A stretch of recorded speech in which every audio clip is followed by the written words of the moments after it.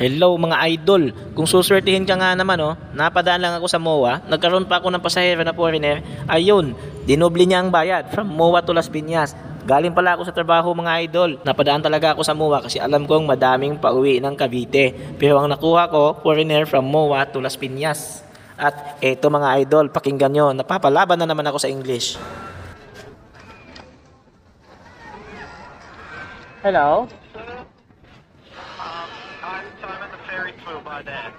Yes sir, I'm here at the stoplight sir, at pedestrian lane. I am wearing a green helmet and orange motorcycle. Okay, I think I see you. Yes sir, I am not wearing uniform sir, but I think I can see you. Did you look behind you? Yeah, I can see you. I'm at the traffic lights behind you waiting to cross in the pedestrian area. I'm waiting. I can see you when I went there. I can see you. okay.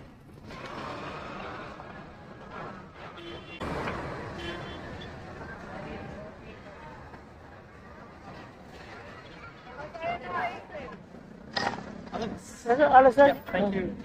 We're the same name, huh? Yeah, exactly. Alex Chris. Alex. Alex. Yeah. Thank you. Okay.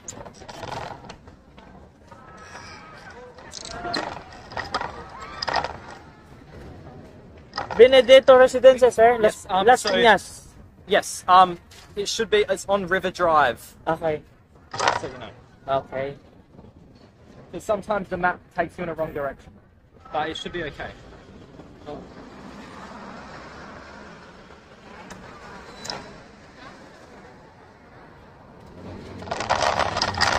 Okay, go. Ayan na nga mga idol, nadinig nyo naman, napapalaban na naman ako sa English. At ito pa mga idol, mula MOA hanggang Las Piñas, doon sa condominium niya, napalaban ako ng kwento. Pero hindi ko na isasama sa video kasi nahihiya ako mag-English. Pero ayun mga idol, mukhang mabait at malaki ang binigay na tip. Solve na pati pang Noche Buena namin. Ayun nga, dahil pares kami ng pangalan, pares kami ng Alex, magkakaiba lang idol. Kasi siya mukhang babaero. Ako, gwapo lang, pero mabait. Yan ang sabi ng nanay ko mga idol.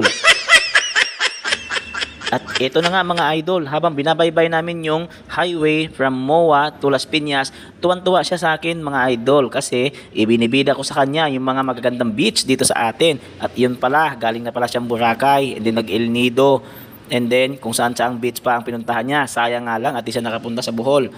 Ayun nga mga idol, di ko maiwasan tanungin kung bakit siya pumuntang Manila. Yung pala nagbakasyon lang para talaga mag-beach lang. Itatry niya lang ang beach dito sa Pilipinas.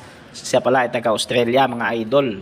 Yun nga mga idol, sa bilis ng oras, sa bilis ng takbo namin dahil walang traffic, di ko na malayan, paparating na pala kami sa Las Piñas. Sayang nga mga idol, ang dami ko pa sanang ikwento sa kanya. Ikikwento ko pa naman sana kung paano nabuo yung mga chismosa sa Pilipinas. At siyempre, kung paano na rin dumami ang mga kamuti sa Pilipinas. Joke lang mga idol. Babu! From what country are you, sir? From what country? Australia. Australia, okay. I'm leaving tonight, unfortunately. Trying my flights with 10 in the morning. Oh, you have flight? Yeah, tonight.